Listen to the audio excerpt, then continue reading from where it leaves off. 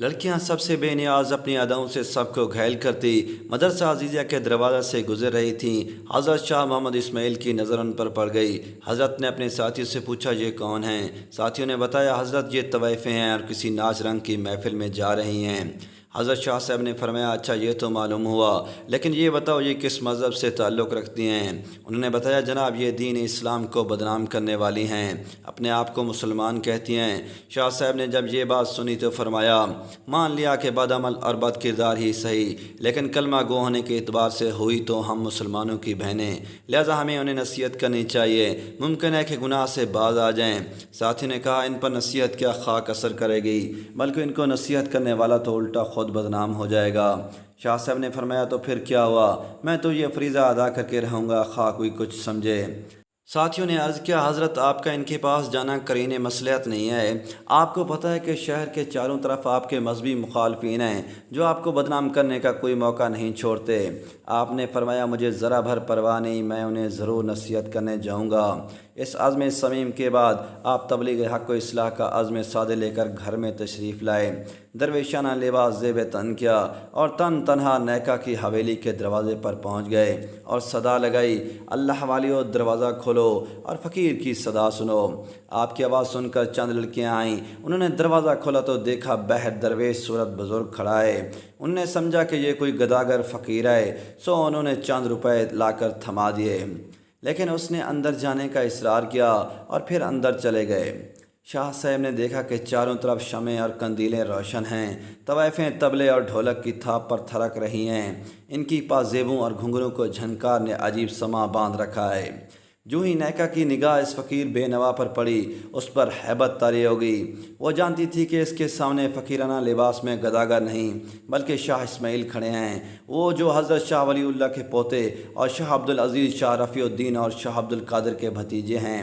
نیکا تیزی سے اپنی نشست سے اٹھی اور احترام کے ساتھ ان کے سامنے جا کھڑی ہوئی۔ بڑے ادب سے عرض کیا، حضرت آپ نے ہم سیاہ کاروں کے پاس آنے کی زحمت کیوں کی؟ آپ نے پیغام بھیج دیا ہوتا تو ہم آپ کی خدمت میں حاضر ہو جاتی۔ آپ نے آنکھیں بند کیے بغیر نامحرم سے کہا، بڑی بھی تم نے ساری زندگی لوگوں کو راگ و سرور سنایا ہے، آج ذرا کچھ دیر ہم فقیروں کی صدا بھی سن لو۔ جی سنائیے، ہم مکمل توجہ کے ساتھ آپ کا بیان سنیں گی۔ یہ کہہ کر اس نے تمام طوائفوں کو پزیبیں اتارنے اور طبلے ڈھولکیاں بند کر کے واز سننے کا حکم دے دیا۔ وہ ہماتن گوش ہو کر بیٹھ گئیں۔ شاہ اسماعیل نے حمیل شریف نکال کر سورۃ التین تلاوت فرمائی۔ آپ کی تلاوت اس قدر وجد آفریں اور پرسوز تھی کہ طوائفیں بے خود ہو گئیں۔ اس کے بعد آپ نے آیات مبارکہ کا دل نشیں رواں ترجمہ کر کے بیان شروع کر دیا۔ ان کا یہ خطاب زبان کا کانوں سے خطاب نہ تھا، بلکہ یہ دل کا دلوں سے اور روحوں کا روحوں سے خطاب تھا۔ یہ خطاب دراصل اس الہام ربانی کا کرشمہ تھا جو شاہ صاحب جیسے مخلص درد مندوں اور امت مسلمہ کے حقیقی خیر خواہوں کے دلوں پر اترتا ہے۔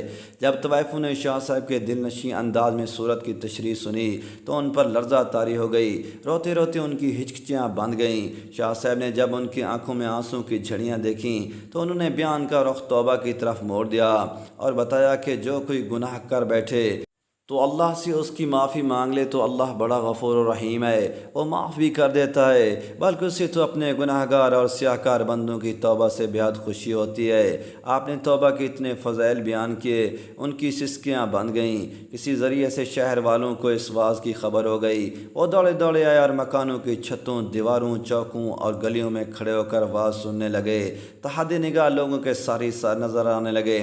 شاہ صاحب نے انہیں اٹھ کر وضو کرنے اور 2 رکعت نوافل ادا کرنے کی ہدایت کی۔ راوی کہتا ہے کہ جب وہ وضو کر کے قبلہ رخ کھڑی ہوئیں اور نماز کے دوران سجدے میں گریں تو شاہ صاحب نے ایک طرف کھڑے ہو کر اللہ کے سامنے ہاتھ پھیلا دیے اور عرض کیا، اے مقلب القلوب، اے مصرف الاحوال، میں تیرے حکم کی تعمیل میں اتنا کچھ ہی کر سکتا تھا، یہ سجدوں میں پڑی ہیں، تو ان کے دلوں کو پاک کر دے، گناہوں کو معاف کر دے اور انہیں آبرو مند بنا دے۔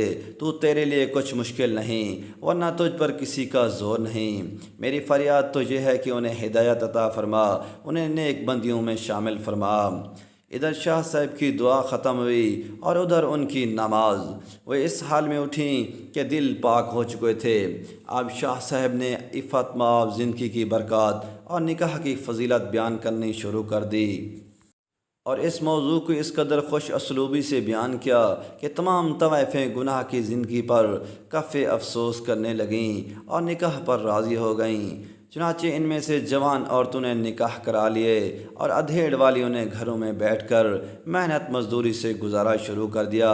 کہتے ہیں کہ ان میں سب سے زیادہ خوبصورت موتی نامی خاتون کو جب اس کے سابقہ جاننے والوں نے شریفانہ حالت اور سادہ لباس میں مجاہدین کے گھوڑوں کے لیے ہاتھ والی چکی پر دال پیستے دیکھا تو پوچھا وہ جن کی بہتر تھی جس میں تو ریشم اور حریر کے ملبوسات میں شاندار لگتی اور تجھ پر سیم و زر نچھاور ہوتے تھے، یا یہ جن کی بہتر ہے جس میں تیرے ہاتھوں پر چھالے پڑے ہوئے ہیں؟ کہنے لگی اللہ پاک کی قسم، مجھے گناہ کی زندگی میں کبھی اتنا لطف نہ آیا جتنا مجاہدین کے لیے چکی پر دال پیستے وقت ہاتھوں میں ابھرنے والے چھالوں میں کانٹے چبو کر پانی نکالنے سے آتا ہے۔ دوستو، اس طرح کی مزید ویڈیوز کے لیے چینل کو سبسکرائب کریں۔